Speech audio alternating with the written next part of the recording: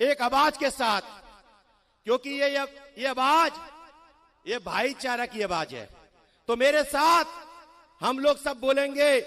बाबा साहब अमर रहे, अमर है, अमर है, बाबा साहब अमर है, अमर है, अमर है, महात्मा फुले अमर है, अमर है, अमर है, साहू जी महाराज अमर है, अमर है, अमर है, शरद यादव अमर है, अमर है, अमर है, सुखलाल कुशवाहा अमर है, अमर है, अमर है, हमारी एकता जिंदाबाद, जिंदाबाद, जिंदाबाद, भारत का संविधान जिंदाबाद, जिंदाबाद, जिंदाबाद। धन्यवाद।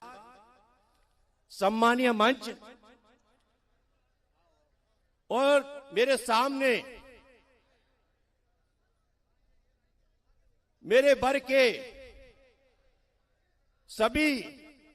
माता बहनें, भाइयों, बुजुर्ग और भाई, मेरे छोटे भाइयों, मैंने आप सबको सबसे पहले तो मैं धन्यवाद दूंगा कि जो संयुक्त मोर्चा के द्वारा के आह्वान पर आप लोग आए और ये लड़ाई इस मध्य प्रदेश की राजधानी भोपाल से जो 1585 का आवाज अब इस मंच से उठ रही है, मैं सबसे पहले आप लोगों का क्रांतिकारी जय ज्योति जय भीम बोलता हूं। दोस्तों, देश के अंदर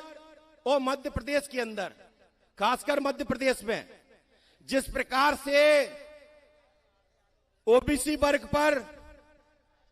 एससी एसटी वर्ग पर और माइनॉरिटी पर जिस प्रकार से कुछ जातिवादी लोगों के द्वारा, कुछ मनुवादी लोगों के द्वारा और जो सदियों से हमारे अधिकारों पर, हमारी हिस्सेदारी पर बेईमानी तरीके से बैठे हुए लोग जो एक षड्यंत्र पूर्वक तरीके से इस वर्ग को टारगेट कर रहे हैं, मैं इस मंच के माध्यम से कहना चाहता हूं कि मध्य प्रदेश में ऐसे लोगों के खिलाफ हमें और आपको एक होकर इन्हें इस मंच के माध्यम से शपथ लेना होगा कि जिस प्रकार से 2019 में 27% आरक्षण को पूर्व की सरकार ने दिया और 13% होल्ड कुछ जातिवादी लोगों के द्वारा हाई कोर्ट में, सुप्रीम कोर्ट में याचिका के माध्यम से उन्हें रोकने का काम किया। लेकिन वो 13% होल्ड अभ्यर्थी जो ओबीसी वर्ग के हैं,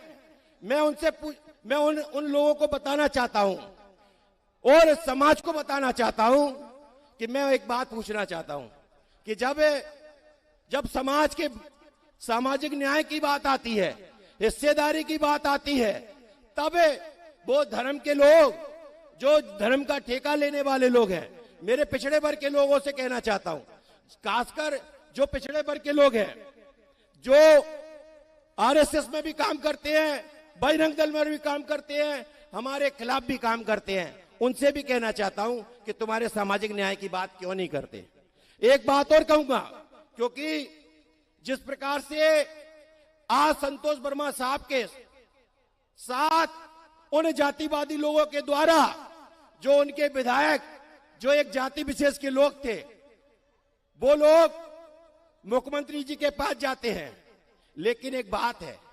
वो अपने समाज के लिए वो एक हो जाते हैं। लेकिन मैं पिछड़े वर्ग के लोगों से कहना चाह रहा हूं कि 3000 साल से जो बेईमानी तरीके से ओबीसी वर्ग के लोगों की हिस्सेदारी को खाए बैठे हुए हैं, उनके लिए कभी हमारे लोग बैठे क्या? नहीं बैठे। एससी के विधायकों से भी कहना चाहता हूं, एसटी के विधायकों से भी कहना चाहता हूं, सांसदों से भी कहना चाहता हूं, जब संतोष वर्मा साहब पर जो कार्रवाई जो की थी, उसके लिए हमारे सांसद, हमारे विधायक क्यों नहीं आवाज उठाई? क्या गलत बोला? उन्होंने यही तो बोला था कि जब समता की बात आएगी, जब ममता की बात आएगी, तो हमारे आरक्षण की खत्म करने की बात कह रहे हो। तो आप समता के लिए जो बाबा साहब ने कहा था कि रोटी बेटी का संबंध करेंगे तो समता आएगी। तो ये कौन सी गलत बात कही। लेकिन मैं एक बात कहूंगा, अगर इस मंच से आप लोग कहना चाहते हैं, जिन लोगों ने, जो विधायक थे जो संतोष वर्मा के खिलाफ आए थे, क्या उनको वोट दोगे क्या? और ये शपथ लेना होगा कि 2028 की बात हो चाहे 27 की बात हो, अब आपको यहीं से शपथ लेना होगा कि चाहे कोई भी हो, हमें SC ST OBC के लोगों को अब वोट देना होगा, इसके अलावा किसी को नहीं देना होगा। ओबीसी महासभा जिंदाबाद। और इस लड़ाई को जिस प्रकार से धन्यवाद देता हूं मैं संतोष वर्मा साहब को, मैं हमारे भुवनेश पटेल अंकल जी को, जो रात दिन अजाक से अपाक से जो कर्मचारी संघ है और भीम आर्मी है, हमारे जय से तमाम सारे OBC महासभा के क्रांतिकारी साथी है, जो रात दिन काम कर रहे हैं। मैं आप लोगों से कहना चाहता हूं, जिस प्रकार से आज भाईचारा बना है, इस भाईचारे को